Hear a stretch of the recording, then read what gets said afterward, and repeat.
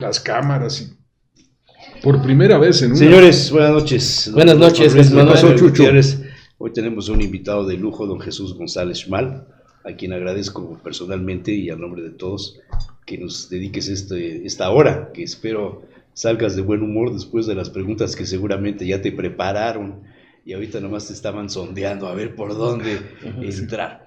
La presencia de Jesús González Schmal atiende a un asunto de la denuncia de un fraude inmobiliario que Rodolfo ha dado en los límites de Puebla con Tlaxcala. Efectivamente, y que es un fraude que asciende a 174 millones de pesos según el dato que revelaste hace unos instantes. Pero, pues si quieres hablamos de eso un poquito, pero es que Jesús González Schmal es toda una historia en la política. Bueno. Tienes muchas anécdotas y tienes muchas vivencias al paso por los partidos, por el PAN, por supuesto, que me parece que es la parte más amplia de tu vida política. Efectivamente. Tu cercanía con el ingeniero Cárdenas, el PRD de aquella época, y después apareciste como fundador de Morena, pero de pisa y corre, no te quedaste.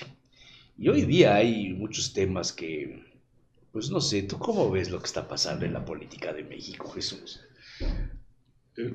Inédito, para mí pues es, en el fondo la causa de lo causado es los partidos políticos no están cumpliendo su función. Evidentemente, lejos de ser eso un medio de representación ciudadana para optar por una parte del ejercicio del poder en función de los idearios que tengas y de las propuestas, pues se han convertido en un aglutinamiento de intereses y que al fin y al cabo caen en manos de una burocracia que los maneja. Entonces, por eso, sí, mis experiencias en el PAN, cuando fue un partido sin subsidios, que era... se sudaba la camiseta y el pellejo. Entonces, pues nosotros militábamos por los ideales, por nuestra conciencia del deber cívico, etc. Cuando empezaron a llegar los dineros, que fue cuando la época esta que se señalaba, cuando Coparmex nos induce a postular a Maquillo, pues empezaron a venir realmente otros intereses que decían, hubo en ese episodio hubo dos libros para mí muy determinantes en cuanto a la mentalidad de los empresarios, porque hay empresarios de a de veras y hay empresarios de salivazo, oportunistas y de contratos oficiales, pero esa forma de ver las propuestas de los pues camaristas, porque en las cámaras también se dan estos fenómenos de apropiamiento de los órganos de poder, pues se deriva en dos, digamos, líneas que en aquel entonces se daban. Un libro de Krause que se llamaba La democracia sin adjetivos. Ajá. Y otros de que se llamaba el Estado obeso, que después acabó siendo, cuando el PAN llega con Calderón, tenía el banco de Pasos. Luis Pasos. El veracruzano. Como que eso alentó en los gremios empresariales de buena y mala textura, una especie de interés por participar en la política, porque en alguna manera dependían de la simpatía o antipatía del poderoso en turno. ¿Pero usted cree que el dinero público, el financiamiento público, echó a perder a los partidos políticos? Evidentemente. Yo creo que ahí está la causa. Pero si no es el dinero público, puede ser el dinero del narcotráfico. O sea, justamente el financiamiento público lo que quiso evitar es, digamos, que agentes externos, como los grupos del crimen organizado, incidieran en las elecciones. Sí, ese es el argumento más pesado que se esgrimió desde entonces, pero para mí es equivocado. ¿Por qué? Porque si los partidos no tienen financiamiento público y hacen, el financiamiento público tal cual en aquel entonces lo diseñó Silva Herzog y Jesús Silva Herzog. Sí, don Jesús, y era presidente del PRI, y del PAN era Adolfo Krislev. que entonces... Jesús Reyes Heroles, ¿no? Perdón, Jesús Reyes Heroles. Sí, sí, sí. Sí, estamos, Silva Gesso creo que nunca fue presidente. Nunca fue, él fue embajador director de España. Petróleos Sí. Sí, don Jesús Reyes Heroles, constitucionalista, historiador. Bien, ellos fueron los que hicieron aquella famosa reforma del 76 y le dijeron, los partidos necesitan efectivamente medios, publicar sus propuestas, recintos donde hacer sus asambleas, un personal de base para citar y convocar a sus... Y todos ese diseño estaba muy bien hecho porque todo era en especie. Bueno, los partidos que funcionen, pero los militantes son los que tienen que hacer la labor fundamental. Y luego y entonces se pensaba también en los listados de los partidos minoritarios, pero por orden y escalamiento competitivo, es decir, el que estuviera más cerca de su rival era el que entraba, no en la lista que elaboraban en la presidencia de los partidos, como es ahora.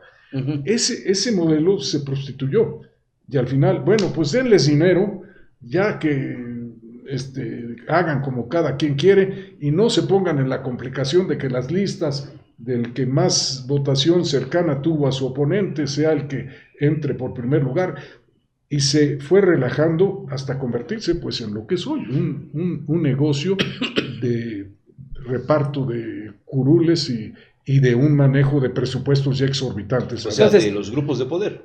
Exacto, los grupos de poder. O sea, sí estaría de acuerdo en las prerrogativas, sí, pero en especie. En especie. ¿Por qué? Porque sería muy notorio, por ejemplo, la impresión de la propaganda, pues sí se necesitan los partidos, y si por igual... Los talleres de la nación hacían hace unos años. Eso. Porque sería muy notorio si entra el crimen organizado o potentados a financiar un partido, pues se hace muy, muy ostentoso, se hace muy burdo, muy detectable. Esa sería la función de un órgano de fiscalización electoral y ipso facto, pues la censura y hasta O sea, los tiempos de radio y televisión bien, digamos. Sí, también. Esa época, que me pareció lo más sensato, hacíamos los programas del PAN con dinero del gobierno. Hubo equilibrio en aquellos tiempos. Sí, exacto, mucho equilibrio. Y fue cuando se empezaron a dar, primero, integración de congresos muy valiosos, de calidad, tanto del PRI como del PAN y de otros partidos. Iban realmente legisladores y parlamentarios de muy buen nivel. Hoy pues es quien esté mejor con el presidente del partido, quien tenga... Pero usted vivió, digamos, esa transición del PAN, sí. Un PAN, digamos, ideológico, un PAN doctrinario, a este cambio que se da con la incursión de los dirigentes empresariales, Maquillo, ¿cómo se llamaba el presidente del CCE? Del trabajo. No, bueno, ese fue después, Pero ya ni siquiera de los empresarios que se consideran así, sino realmente de la alianza del sector empresarial, de uno de los sectores. Con las cámaras empresariales, o los sindicatos patronales. Y entonces empezaron a proyectar a los personajes que les servirían en el cabildeo, en las cámaras o en la negociación en los gobiernos. Aquí lo vivimos muy de cerca. Don Jesús González Chimal, lo primero que me llama la atención de usted es la lucidez, un hombre de 80 años, con una larguísima y brillante carrera como legislador, como orador. Mi pregunta, el análisis que hace usted de los partidos que están muy mal, llevaría a preguntarle con su larga experiencia, ¿qué puntos de la brújula tienen que seguir los partidos? Hoy están distanciados de la gente, tienen votos, pero no tienen mucho la confianza de la gente.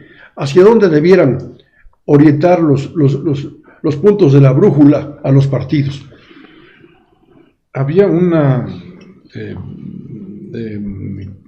expresión muy acertada ustedes se acuerdan de aquel don José González Torres que fue candidato a la presidencia. Un hombre íntegro de profundo conocimiento y rectitud.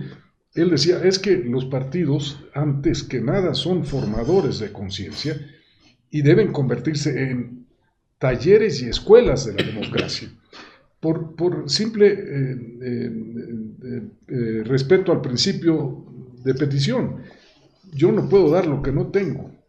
Si al seno de los partidos no se viven los valores democráticos, pues ¿cómo al ejercer el poder voy a empezar a exigir que los partidos los cumplan? Ahí se rompe, es una petición de principio, como se conoce en filosofía. No pueden los partidos, hoy son aglutinamientos de intereses, y el sistema que es la razón de ser del PAN, además, nosotros queremos participar en un pluripartidismo, en un juego de partidos políticos. Nosotros no nos sentimos, decía don Manuel Gómez Morín, a quien tuve oportunidad de conocer, ser los dueños. Fundador del PAN. No ser los dueños ni la mayoría siquiera, pero sí tenemos que tener una representación en la medida de nuestra capacidad de convencer conciencias libres a llevar a cabo esta plataforma. Entonces, ese vicio que los partidos se convierten por razón del presupuesto en la rebatinga de cargos y de dinero para operar, es lo que en mi concepto desvirtúa a los partidos. Y esto deviene por parte del PAN en una infiltración de una ambición, por un lado, una reacción de los empresarios respecto a lo que estaban haciendo ya en el poder público. Derivado de lo que hizo Luis Echeverría. Y la influencia del Grupo Monterrey. Cuando le cierra la puerta a las cámaras, porque era el poder compartido, pues hay que decirlo. Y entonces ellos se sienten abandonados del poder político y dicen, vamos a hacer un frente, porque así se origina esta área de los bárbaros del norte. O sea, ¿se prostituyó la política? ¿Los partidos se prostituyeron?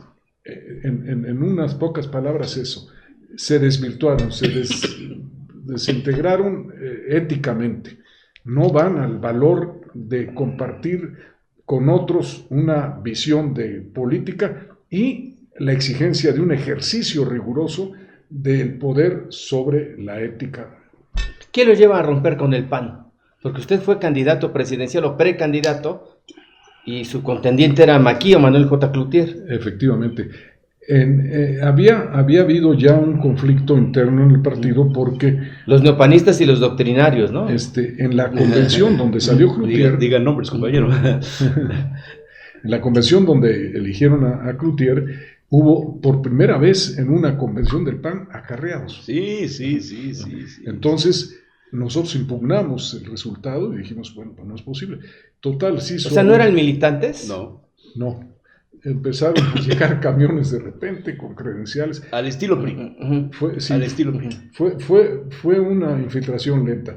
Nosotros teníamos presidentes estatales, pues gente como Cañedo, como Alejandro. Y porque además las asambleas del PAN eran muy controladas, porque había un padrón de miembros y solo entraban los miembros. Claro, y los presidentes de los partidos en los estados no cobraban nada, lo hacían por espíritu de servicio y jamás un interés así sectario. Teníamos las dificultades de todos los humanos, pero no eso.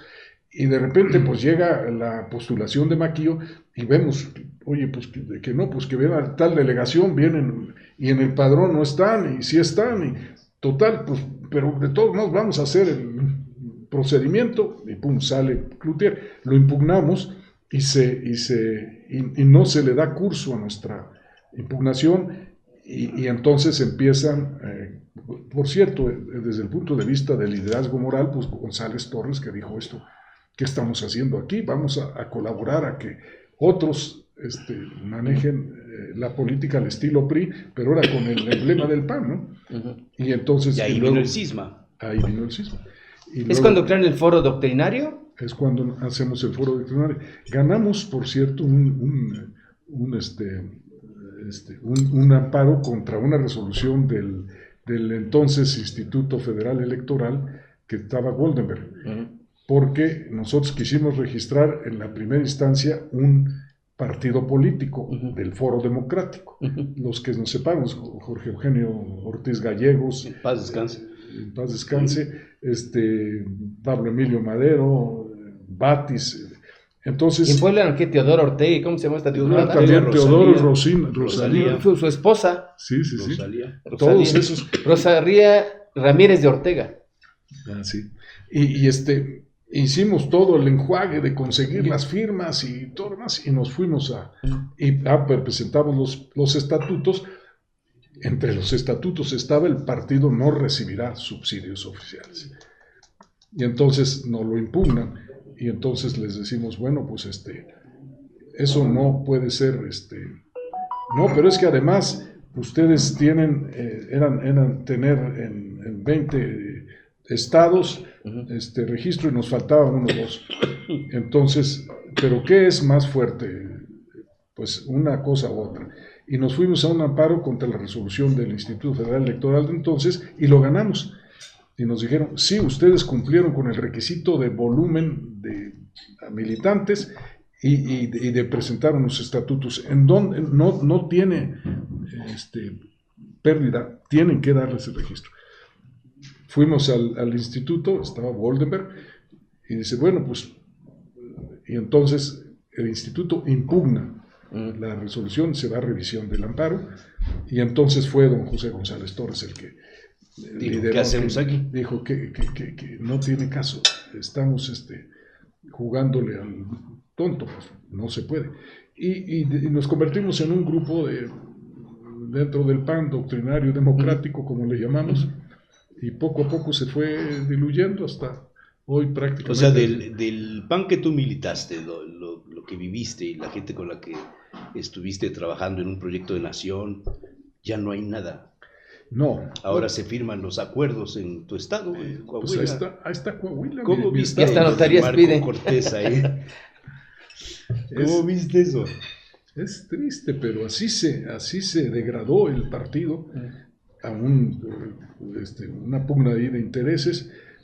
Venían grupos de todos lados y ya en la campaña de Cloutier, por ejemplo, entraron dineros de otro lado, cuando en realidad la genialidad del PAN es que llegó a ser autosuficiencia, si ustedes se acuerdan. Sí.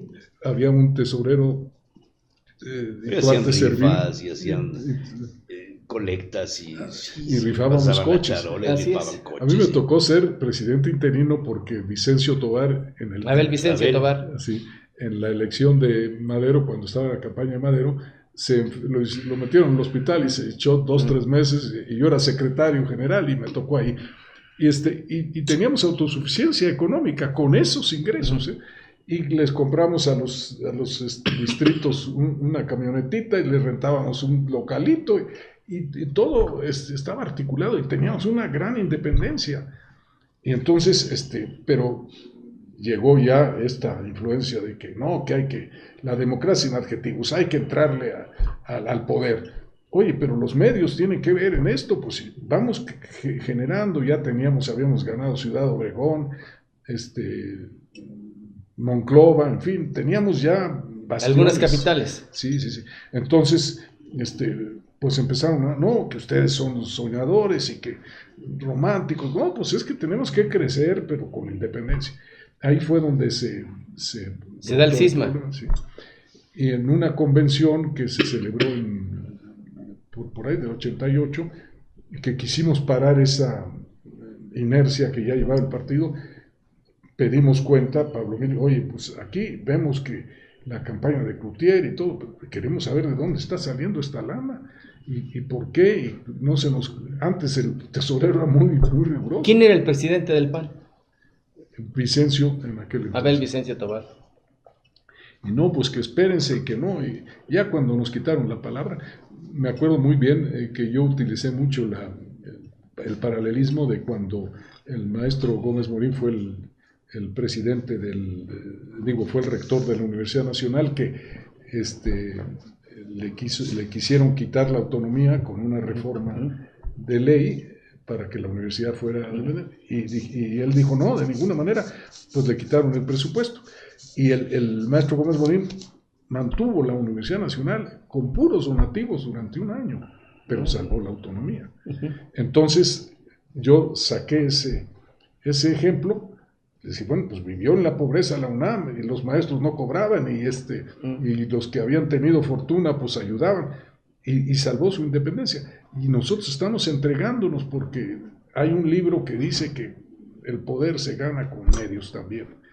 Y ya cuando vimos que nos derrotaban en los consejos y que ya había mucha gente ahí rara que estaba llegando, pues dijimos ya, no tiene caso, fue cuando constituimos el Foro Democrático. ¿Y después usted se va al PRD? No, yo nunca milité en el PRD, me acogió el PRD porque Cuauhtémoc y otros militantes de ahí sí me invitaron. Lo invitaron al gobierno como oficial mayor. Pero también al PRD, en la candidatura de Coahuila, junto con otros partidos, ya el PRD me auspició. Incluso Cuauhtémoc me prestó su camión para hacer la gira por Coahuila, que es una cosa horrible, ¿no? Y entonces yo pues, fui candidato por los 4 partidos que se aliaron, pues simbólicamente, como en muchos casos lo hacíamos en el PAN.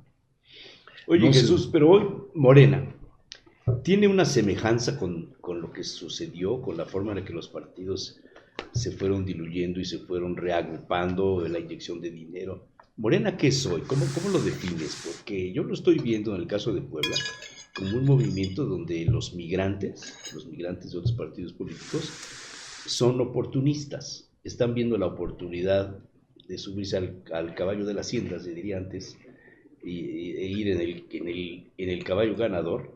Y entonces Morena está perdiendo también su concepción ideológica y doctrinaria, si es que la tuvo, y se está yendo al pragmatismo, al oportunismo.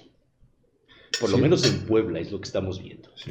No, yo creo que en toda la nación está igual. Efectivamente, hay un engaño de principio porque se llamó Movimiento de Regeneración Nacional. No había la idea de hacerlo partido, sino tener una presencia política de contrapeso y eventualmente a través de partidos tener representantes, pero no. Y de repente dio el giro a vamos a registrarnos como partido, que fue donde yo también paré la antena y dije, ¿a dónde va esto? Como movimiento, sin registro, teníamos un poder porque cada que levantaba la voz Andrés Manuel, se cimbraba todo el gobierno, que por cierto esa teoría de gobernar desde la oposición es válida y sigue siendo. Si no tienes interés en ocupar cargos políticos, pero tienes un peso moral de oponerte a lo que está desviado del ejercicio del poder, pues es una manera de servir a la democracia y de militar en un partido, una razón de ser, ¿no? Fue lo que se perdió con la oposición, ¿no? Hoy no ejerce esa función, ¿o sí? Yo ahorita, no, yo ya me desengañé de Andrés Manuel.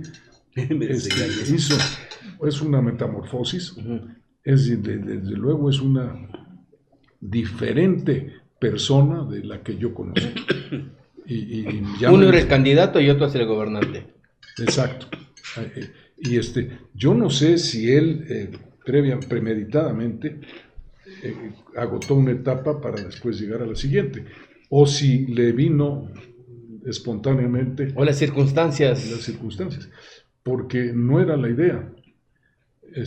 Cuando yo me adscribí a Morena, era ya para ser partido, pero tenía, y se hablaba siempre de llegar a ser el movimiento, una movilización de conciencias para llevar por recto camino el país, pero no de meternos a una pugna de botín del poder, que es lo que hoy está secuestrado. Lo de los Morena. Ministros, esto que sean electos, que los vote el pueblo como candidatos, ¿cómo lo observas? No, es una calamidad porque... ¿Qué es la propuesta que ya anunció López Obrador que va a mandar el 5 de febrero? Es una calamidad porque entre ignorancia, ocurrencia y inclinación autoritaria hace una mezcolanza.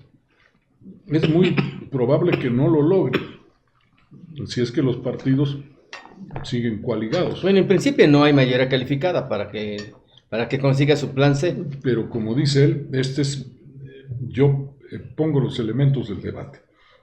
para que no se... está usando pues recursos pueriles para que la gente no se ocupe de los problemas cotidianos que le afligen.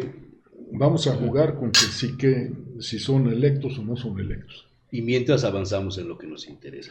Y lo que es interesante es que la gente no registra la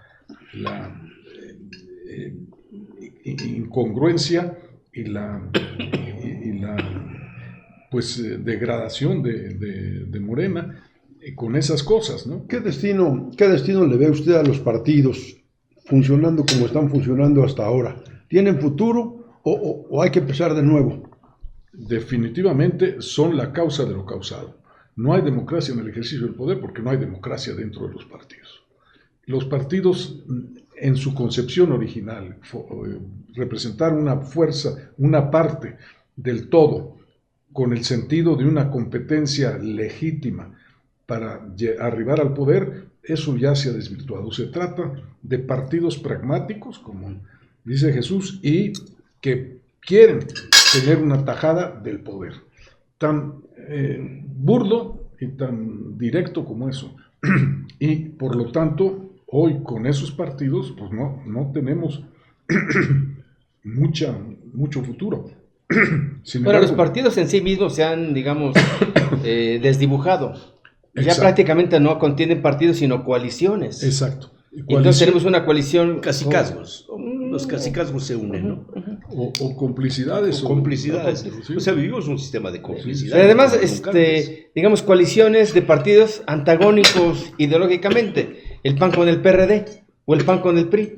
Efectivamente, no son las líneas doctrinarias de propósitos serios de influir en el rumbo de tu patria, lo que te hace conciliarte con tu enemigo, sino el interés de llegar al poder, el bien común del PAN y tener los beneficios del poder. Eso es tan burdo como es. Por eso sí se necesita un cambio radical desde los partidos.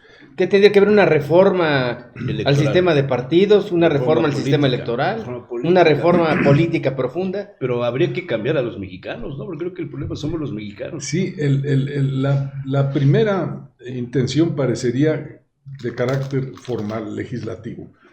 ¿Qué deben ser los partidos?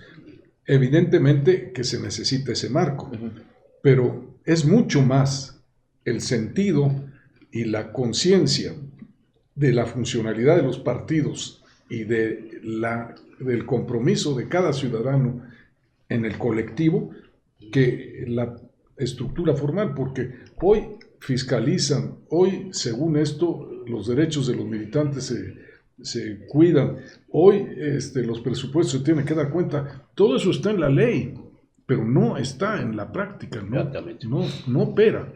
Entonces ahí es una sacudida mental y moral. Don Jesús, en este panorama,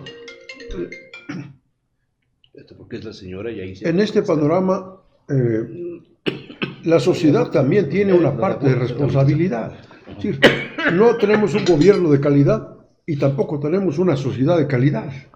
El ciudadano no participa. No se informa, no se entera, no tiene responsabilidad pública, social, cívica. Y si no vota, no pasa nada. Ay, perdón.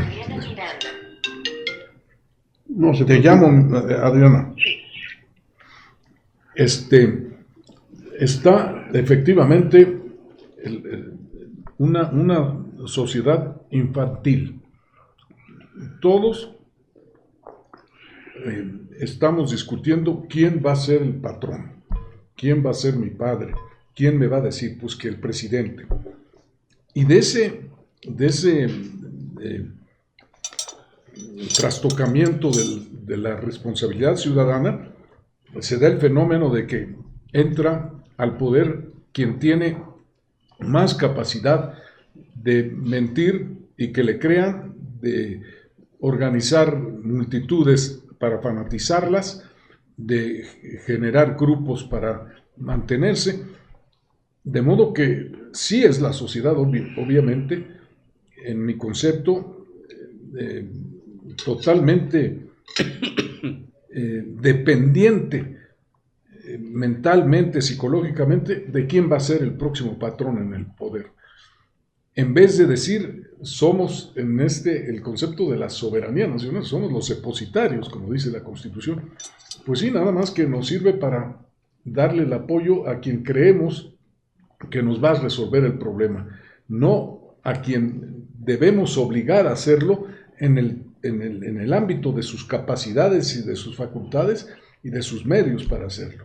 Entonces, sí, de origen el vicio es en la formación y vamos en la cultura política, porque seguimos pensando en un Tlatuani, seguimos pensando en el monarca sexenal, Sí. y seguimos pensando en un caudillo. Sí.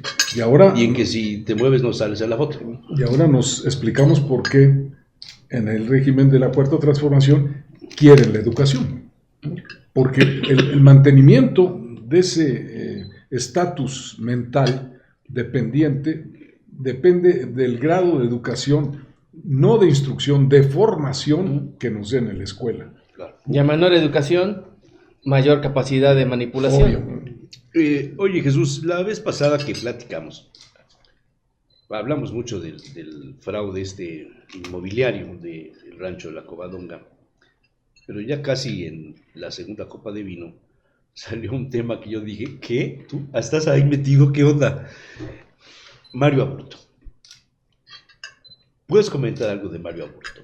La defensa de Mario Aburto. Sí, cómo no. Mira, es muy delicado.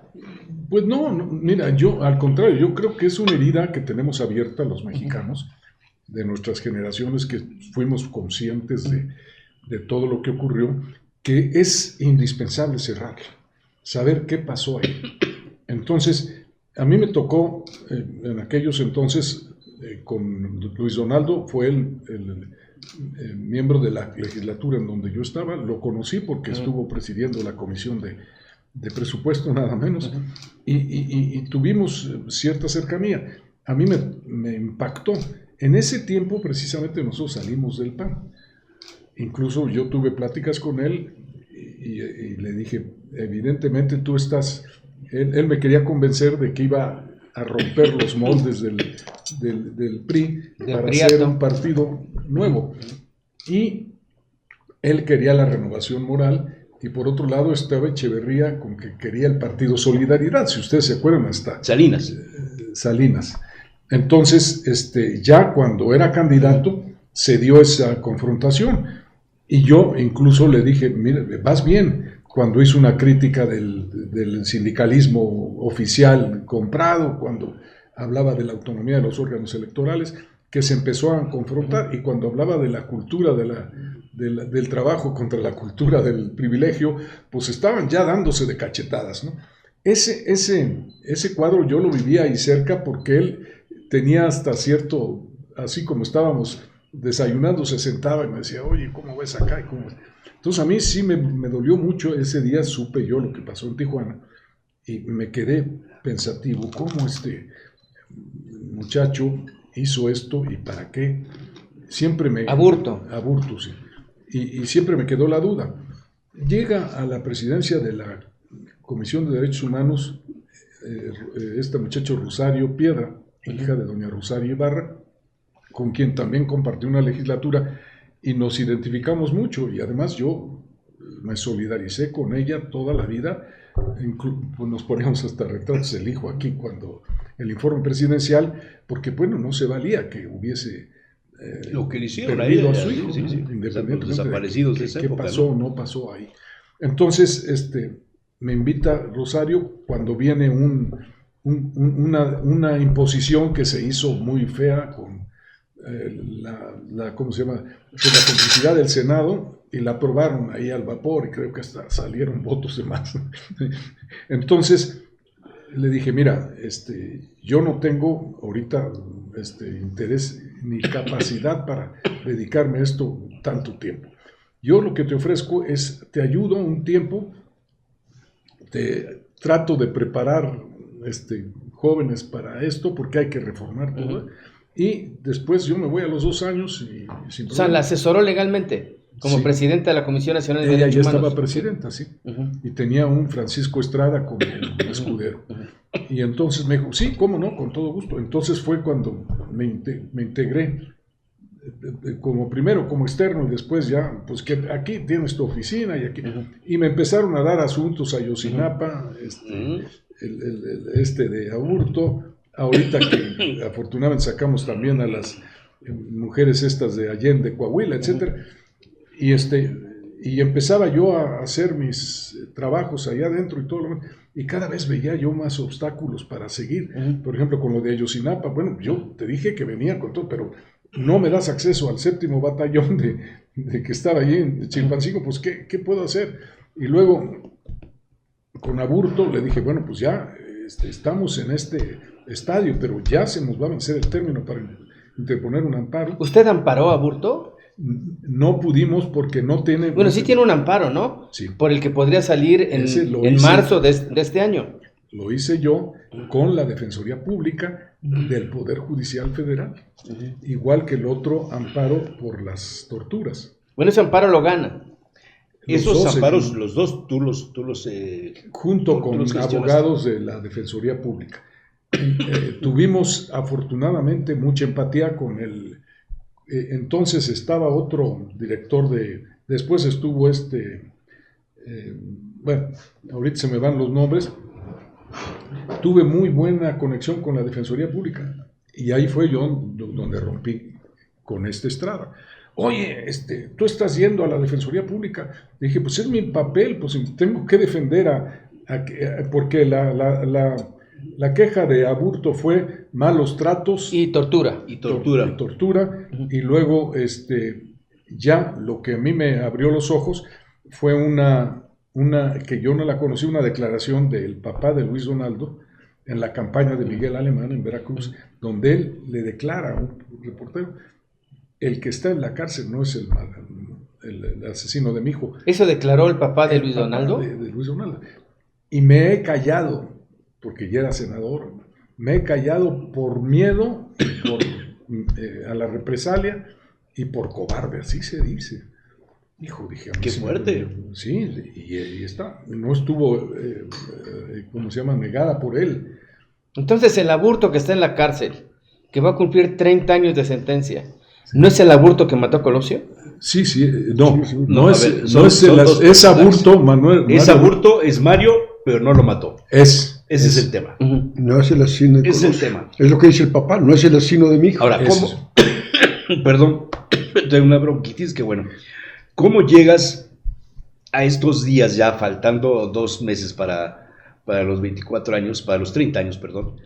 ¿Cómo llegas en el caso? ¿Sigues defendiéndolo? ¿Sigues siendo tú el abogado de Mario Aburto? Yo soy coadyuvante de la Defensoría Pública. El amparo lo presentaron ellos porque yo no lo podía presentar porque la Comisión de Derechos Humanos no tiene facultades por una parte y por la otra porque habían recibido órdenes, que ahí fue donde me estremecí. Le dije, ¿Órdenes de no quién? sé, ¿Del presidente? Sí, del presidente, que no se fuera, porque se me vencía el término para el amparo, porque antes no había término para un amparo en materia penal, ahora sí lo había, porque sí hubo varias reformas. Yo tenía como 2 meses para hacer el amparo y 9 tomos, y me fui y me encontré un abogadazo y un muchacho que es, bueno, joven, defensor de oficio, y le dije, y su director, que también me acogió muy bien, le dije, mira, yo tengo aquí este proyecto de amparo, ustedes lo han estudiado, pues ¿cómo vas? Total, lo cuadramos, pero lo firmaron ellos. Y le dije, lo que yo puedo darte es un amicus curiae. ¿Qué es eso? Bueno, pues a todo dar, yo lo meto y tú metes tu amicus curiae por la Comisión de Derechos Humanos. Cuando voy con mi amicus curiae con Rosario, déjame verlo, vamos a pensarlo. Ellos estaban pidiendo siempre autorización para todo. A Encinas ya. O sea, no hay autonomía en la Comisión No Nacional. hay nada. Entonces, yo dije, no, pues, total, ese amicus curiae, sí, finalmente, así casi, ahí tronamos porque me dice, Estrada, bueno, pues ya, mete tu madre, le dije, pues, el que te vas a meter a tu madre eres tú, porque yo, esto lo suscribo yo. No, que sea la comisión. Dije, bueno, conste, me lo No, es lo mismo. Y entonces, eso fue el último agarre que tuve realmente con... ¿Y saldrá libre Jesús? No, va a salir. Va a salir. Tiene que salir. No, lo impugnó la Fiscalía General de la República. Gertzmann. Oiga, don Jesús, y si, más allá del amparo y más allá de que Aburto no es, ¿hacia dónde apuntaría el homicidio de Colosio? ¿Usted trató a él? ¿Ha estado ligado al asunto? Precisamente a ese conflicto en el PRI. Había dos corrientes. Y luego, al paso del tiempo y por la investigación, encuentro que Raúl Salinas pues estaba en el manitas calientes con el cártel del Golfo. Y eso se dijo en aquella época, sí. Colosio presuntamente iba a ser el contrario en el cártel del Pacífico. Entonces, ahí ya habían tenido muchos enfrentamientos, porque Colosio llegó a ser muy vertical, mandó al carajo a Córdoba y se enfrentó con Salinas. Claro. Entonces iba un México así avanzando muy, muy fuerte en un verdadero cambio, como nos lo habría ofrecido entre cuates, ¿no? Me dijo, van a ver que esto va a cambiar. Le reconoció el triunfo en PAN a Baja California, y sin muchos elementos, pero y ese día, por cierto, nos vimos a tomar un café. Ahí está, ya está. Yo no voy a platicar lo que ya está hecho. Esto, Baja California es del PAN. Ahí pues con tenía Rufo, el PAN, ¿no? con Rufo, pero ya tenía ahí el PAN mucha historia con bueno, ahora hubo un líder del PAN ahí muy importante, ahorita me viene el nombre. Entonces, en ese momento yo creo, mi teoría del caso es evidentemente que hubo mano negra del cártel del Golfo para acabar con Colosio, pero atrás del patrocinio está, o de las ascendencias sobre eso, está Raúl Salinas. Oiga, ¿y quién sustituye al criminal? ¿Manlio Fabio? O sea, ¿quién sustituye a Aburto? O sea, hay un autor material de ese crimen, sí, que no es Mario Aburto, por lo que nos está diciendo. Sí. Hay una sustitución y meten a Mario Aburto. ¿Quién es el que hace esa operación? ¿Manlio Fabio Beltrones? Está Loza Parra, que era el ejecutor. Loza Parra es de la Policía Judicial Federal, es el que manejó el operativo. Pero evidentemente Manlio tiene que ver, porque no fue casualidad que inmediatamente le ordenara al presidente que se lanzara a Baja California. Y el hermano de Manlio era el director del aeropuerto. Sí. Entonces, sí está pues bien diseñado el hecho. Al otro día matan al asesino real, uno que le decían el Ruco, en un taller de Tijuana, ahí cerca. Como era el caso, por eso quisieron matar también a Aburto. Cuando lo aprenden, lo quieren matar para no tener la dificultad de la averiguación de quién. Y automáticamente y a priori. En el momento en el que te metes a este tema, ¿no recibiste presiones de los viejos políticos, de Salinas, del narco, de Gortari, del narco, de Manlio, de ahora Manlio? De políticos poderosos como Manlio, o Salinas o Raúl. El candidato nuevo, o sea, va de candidato a senador. Sí. Con Lili Telles. Qué bueno. Es la fórmula. Sí, está bien. Tal para cual. Curioso, sí. Lo que dice Chucho, ¿no sintió presiones? Fíjate que no expresas. Yo, esto es, lo comenté con Diego Valadez, que era el procurador, porque yo tenía ese escrúpulo de decir, si él hizo la imputación, y con Luis Raúl González Pérez, que fue el subprocurador, y me dijeron, mira Jesús, todos los elementos que nosotros tuvimos nos llevaron a esto, y finalmente quien llegó a la sentencia no fuimos la fiscalía, fue un juez. Entonces, ahora, en convicción, nos apresuramos porque el tema era muy delicado. Si se hubiera supeditado una investigación larga, la desestabilización era muy probable Ujú. y la desacreditación de México. Hubiera sido tremendo. Oye, Jesús, tú has estado personalmente con Aburto. ¿Sí? ¿Y qué? ¿Cómo lo percibes? ¿Has tocado el tema? ¿Le has preguntado? ¿Qué conclusión sacas de Incluso tu hicimos vivencia con él? Hicimos Te tomaste la selfie, como dirían los chavos hoy día. Sí, sí, mira, es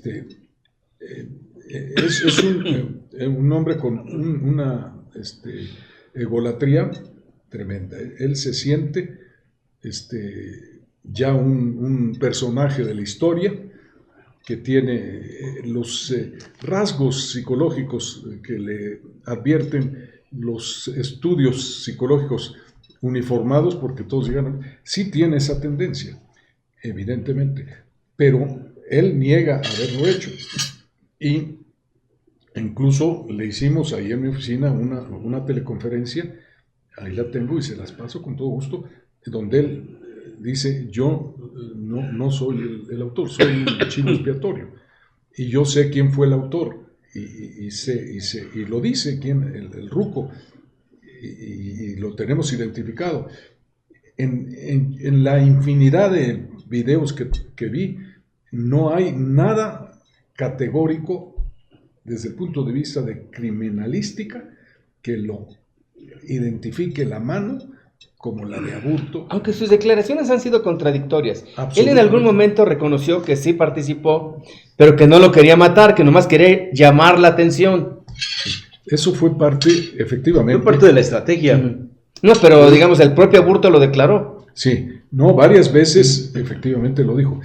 Esto hay que verlo en el contexto de la tortura. Él negoció. Claro. Él, cuando le dicen, oye, tú fuiste, quién sé qué, no, que pues ya está probado y mira que la balística y que, no, sigo, bueno, te vamos a dar una negociación. ¿Te acuerdas cuando se lo llevan al río Tijuana? Que dice él, que el Aburto me confirma que estaba mal, Leo.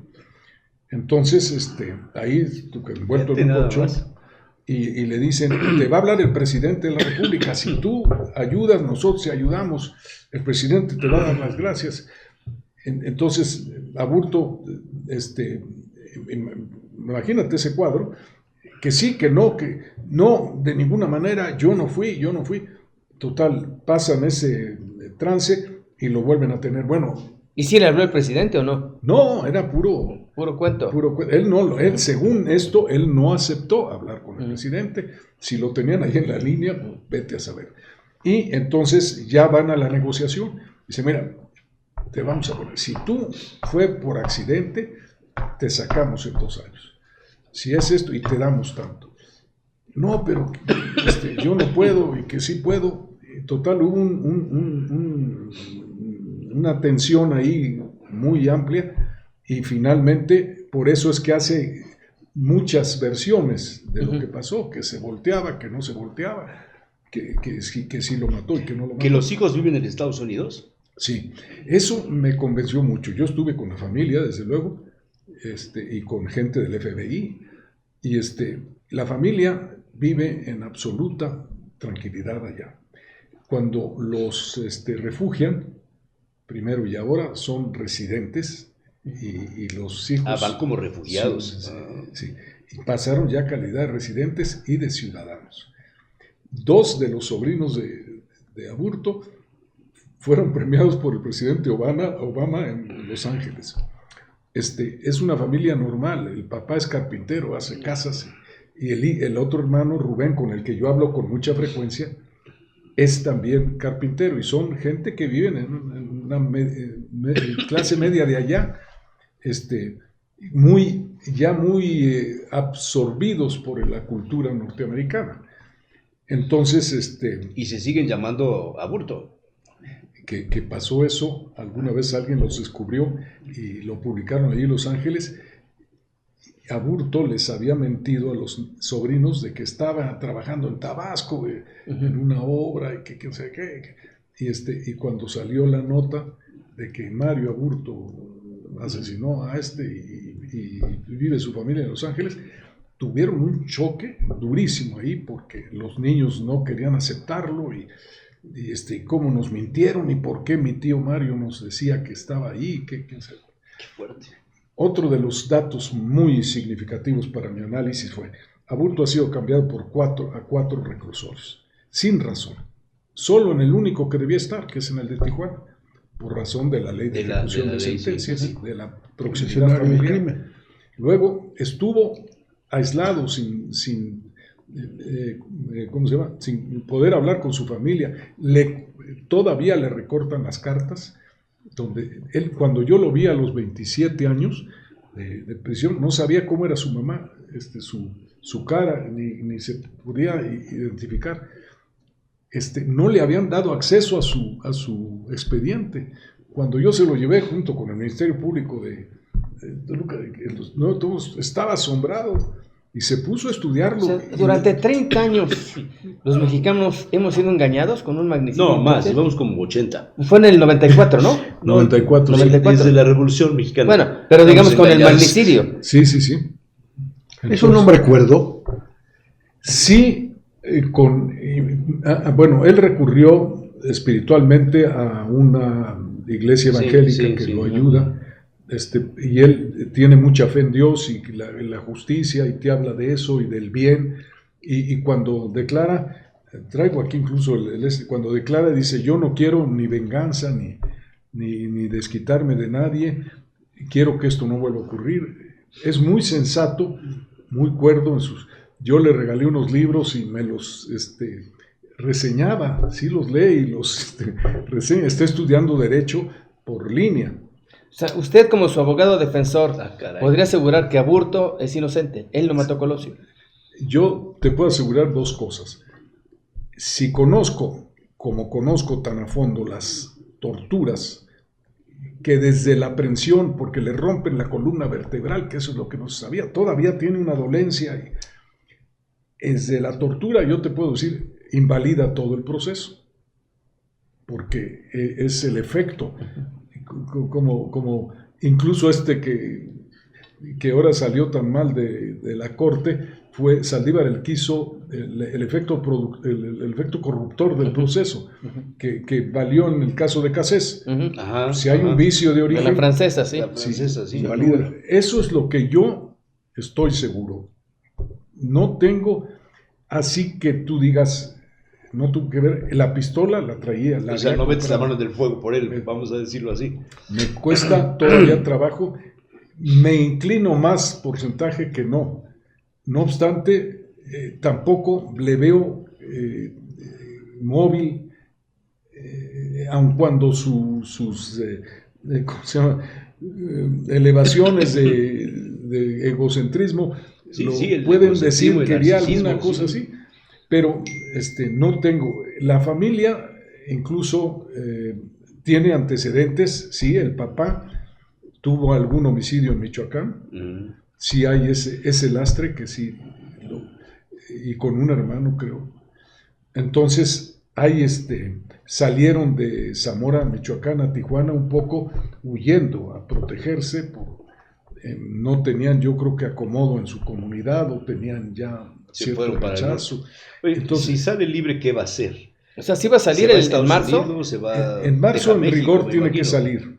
O sea, ¿no hay ninguna otra instancia que pudiera apelar? Sí, apeló la Fiscalía General de la República, infantilmente. ¿Por qué? Primero porque el fiscal de hace 30 años, pues ya no era el que estuvo cuando la sentencia, ya no era, ¿cómo se llama? Mi amigo, hombre, si lo acabo de mencionar, el constitucionalista de Valadez. Ya era la señora esta otra que pasó. Bueno, entonces el fiscal como que no tenía por qué preocuparse de que le redujeran la pena porque se aplicó la ley federal en lugar de la ley local. En rigor debe ser la ley local, es un homicidio. No es un homicidio de un servidor público federal. No hay ninguna... O sea, no es un magnicidio como se... Bueno, sí es un magnicidio. No es un magnicidio. Pero técnicamente no. No era presidente. Era como tú, como yo, que nos da, digamos, tampoco ser candidatos, ¿no? Ni como usted, ni como yo, era un candidato presidencial. Por eso. El futuro presidente. Pero era eso, un ciudadano en un papel de Sí, o sea, posibilidades. jurídicamente no era un Jurídicamente municipio. no. Pues entonces, ahora, O sea, se le juzgó con una ley federal y no con una ley estatal. sí. O sea, la sentencia fue con base en una ley Sí, federal sí. y no con base en una ley estatal. Sí. Por eso de 45 años. Por eso que van le- ganando los amparos. De 45 años que le impusieron, se baja a 30, porque la máxima. Por la ley estatal. De la ley estatal. Ese es el argumento. Y es muy bien, muy buen argumento. Eran 3 magistrados. Yo estuve. Con eso se lavan las manos. Porque dicen, en beneficio del quejoso, porque interpusimos el amparo a nombre de él, le conviene que le demos el amparo para que se aplique la ley vigente y aplicable a su caso. Y nos lavamos las manos porque no dices que es inocente, no, dices que es culpable porque pues purgó una pena por homicidio calificado. Pero yo incluso creí que no le iba a aceptar porque me fui a Ocampo a verlo y le dije, oye, mira, está esta posibilidad, sales en marzo, pero eres culpable. El otro de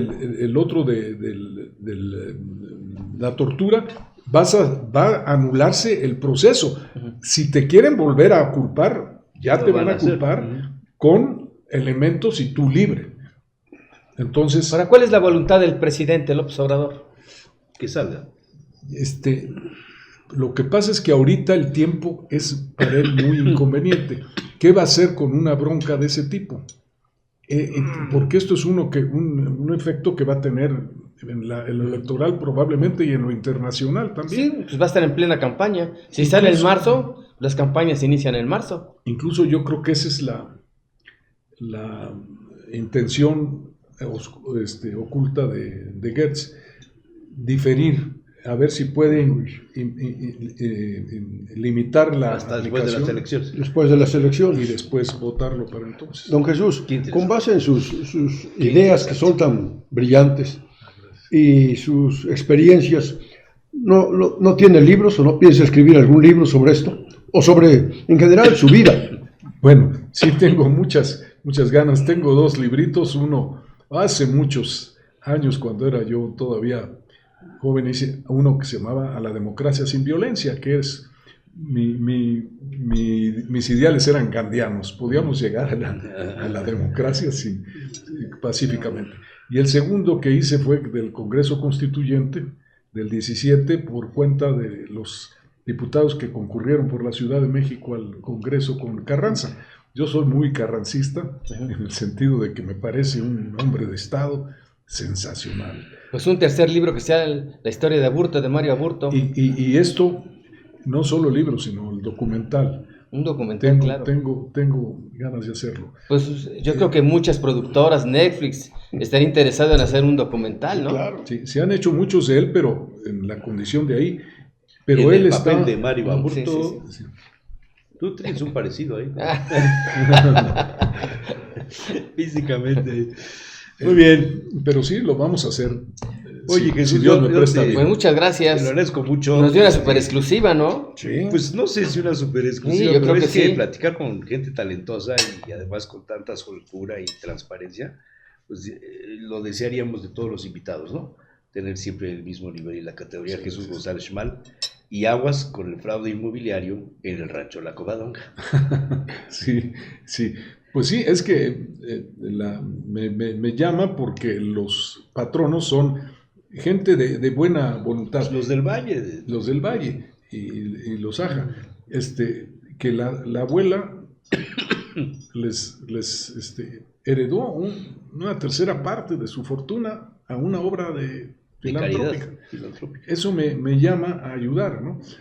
Ahorita yo estoy, ya mi despacho, pues ahí lo lleva mi hijo, mal que bien, pero ahí va. Y dije, bueno, me llamaron a que tomar este asunto, pues ahora le entro al toro, ¿no? Y estamos en eso. ¿Por qué? Porque también es que no puede ser este estado de anarquía que vivimos. No hay Estado de Derecho. Que no puede ser, esto va a acabar mal, ¿no? Si nos vamos a empezar a agarrar entre mexicanos, porque nos vestimos de azul o de rojo. Sí, para quien no sepa, un grupo de delincuentes invade un predio de una fundación privada. En los terrenos de la Covadonga, para ubicarlos. En una parte de los terrenos de la Covadonga, pegado a una fábrica embotelladora de agua o algo así, ¿no? Sí, Inmaculada. La Inmaculada, junto de eso, invaden y ponen los anuncios de preventa. Entonces comienzan a recibir los apartados de los predios por 50,000 pesos, si no estoy mal. Y pues hay gente que no sabe lo que está pasando. Y la están engañando, un fraude. Interviene Jesús González Schmal y otro grupo de abogados poblanos, Óscar Jiménez Alarcón, y le hacen las denuncias. Esto comenzó en abril del año pasado, ya se va a cumplir un año. Van a clausurar el ayuntamiento de Puebla, porque es municipio de Puebla, clausuran y menos de media hora llegaron los mismos delincuentes, los invasores, a arrancar los sellos y la clausura y a soltar de balazos y a romperle las lunas a los coches, a las patrullas. Las patrullas siguen con la posesión del terreno los delincuentes. Sí, siguen con la posesión. Clausurado oficialmente, está el acta. Sí, pero hay gente que todavía cae y seguramente junta su lana y la entrega y luego van a desaparecer y ahora a ver quién les devuelve su dinero. Esa es la consecuencia, sí, porque la fundación paró los proyectos que tenía con el COVID. Entonces, por lo pronto eso está en estudio, qué se va a hacer ahí, pero va a haber obras de beneficio social, evidentemente. Sí. No puede ser más que para eso.